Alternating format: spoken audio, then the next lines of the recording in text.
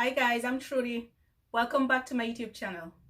Today I want to talk about first generation college student. Whether you are the one who will be attending college for the first time or if you are the parent of a first generation student, I hope this video will be helpful to give you some clarity and also help you in preparing for college. So what is a first generation college student? A first generation college student is basically you are the first in your family to attend college. So your parents or your grandparents didn't attend college, but you will be the first in your family to attend college. Please remember to subscribe to my channel and click the bell so you get notified every time I post a new video. I post a new video every Sunday. Now let's get into the video. Now I know a lot of parents can get excited if their child is going to be attending college. They didn't get to attend college, so they feel overly excited. And you know what? That's a really great feeling. But that's not enough. There are so many important points that parents should take into consideration when their child is attending college, especially if they're a first generation. Because you know what? If the parent didn't attend college, they might not be aware of, the questions to ask, the things to look out for. I hope this video will be helpful to you as a parent to pretty much get familiar with some of the things your child might encounter as a first generation college student. Now, the first thing I want to talk about is you want to ask your child, how will you pay for college? Now, granted, you don't have a college saving plan or you don't have a college saving fund. There are many different avenues you can use to pay for college. But first, you want to know, how will you pay for college? And you know what? Maybe because you didn't attend college, you might have a difficult time figuring out how your child will pay for college. Now, because you don't have any money, that shouldn't be the excuse you use to be like, oh, you know what? He's not going to go to college or she's not going to go to college because we don't have any money. There are different avenues you can use to pay for college, but you should be asking, how will we fund college? Granted, if you don't have a college saving plan. And after asking that question, you know what? You want to talk about student loan. While I'm not a big advocate for student loan, if it's what you need to pay for college, most definitely get a student loan.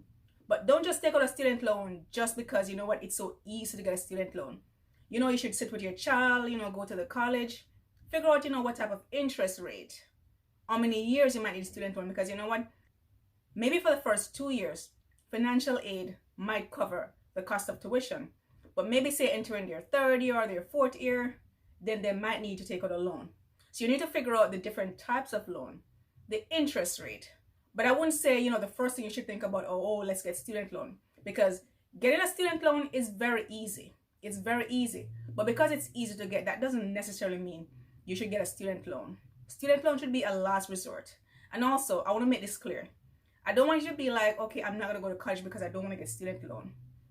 Student loan can be very helpful. But what I'm saying is that don't just take it because it's so easy to get, because at the end of the day, you're going to have to repay that money. And you don't want to get screwed over, with a crappy student loan interest rate. And also, with paying for college, there are different scholarships. So if your child is in high school, you can meet with your other guidance counselor, your different teacher, and you can find out different scholarships for the prospective school your daughter or your son is thinking of applying to. Because a lot of times there are so many unclaimed scholarships each year because students, they didn't apply for them. So make sure you check all the different available scholarships. And you know what too? Yes, you can find out at your school, but a quick Google search can also help you. Ask around. But you should always apply for scholarships. It's better to apply for many scholarships and don't get rather than don't apply. So scholarships, if your child is a first generation college student, make sure you apply for as many scholarships as possible. And also another thing you want to discuss with your child is, are they going to go in-state or out of state? Now, in-state is usually cheaper. Granted, it's a public college.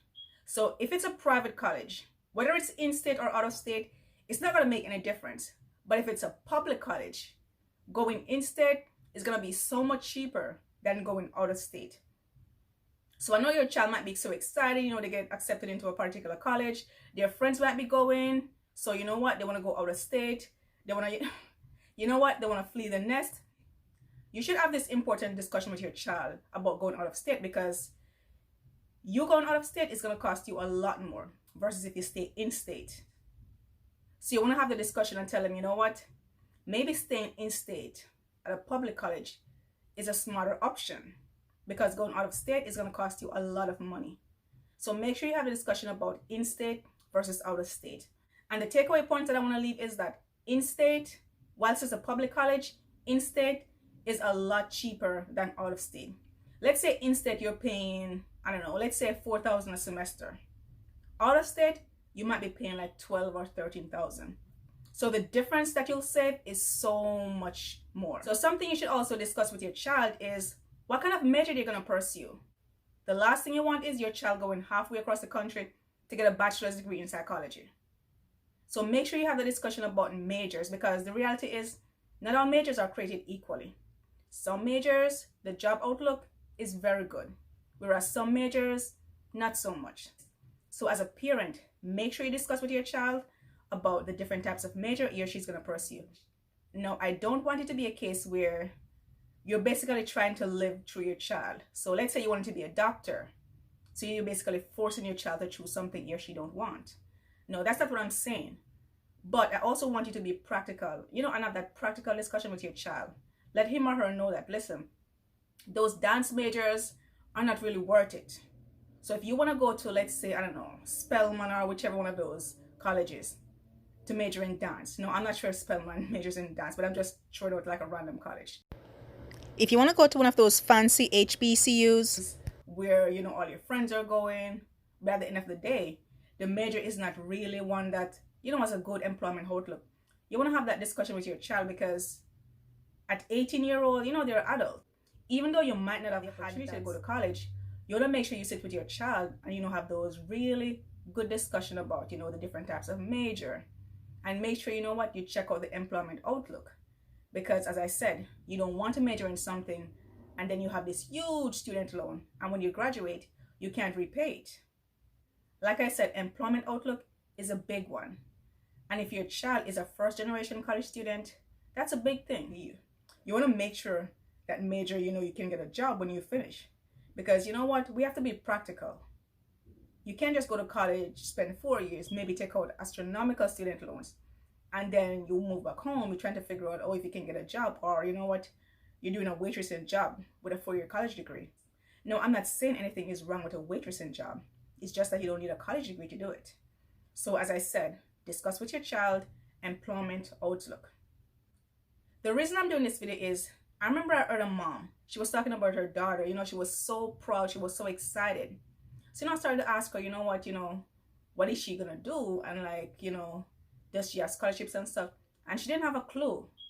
She was just so excited that her child is going to college. So I don't want you to be just excited. It's good to be excited that your daughter or your son is gonna go to college, but you also have to be practical.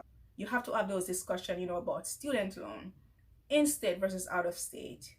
You want to talk about employment outlook. So as I said, sit with your child, have these discussions. It might not be the easiest discussion, but you must have those discussions, because at the end of the day, I don't want your child to go away, let's say halfway across the country, end up with a 6-figure student loan with a bachelor's in psychology or with a dance degree.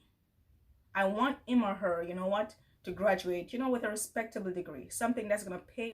Because at the end of the day, one of the main reasons why we go to college is so we can earn a living. So we can do better than our parents. One more thing I want to talk about is friends or peer pressure.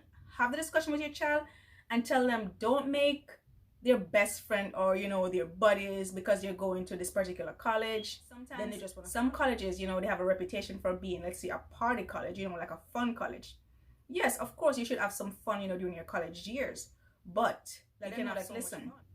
You want him to go to college, you want him to succeed, but at the end of the day, you have to be practical. Okay guys, that's it for this video. Thanks so much for watching. Please remember to like, comment, and subscribe. And please share this video with someone who you think it might help. Also, please subscribe to my channel and click the notification button so you get notified every time I post a new video. I post a new video every Sunday. And also guys, please drop in the comments some tips that you think I should have covered, or just anything additional to help first-generation college students. Hope this video was helpful. Thanks so much for watching, and I'll see you in the next one.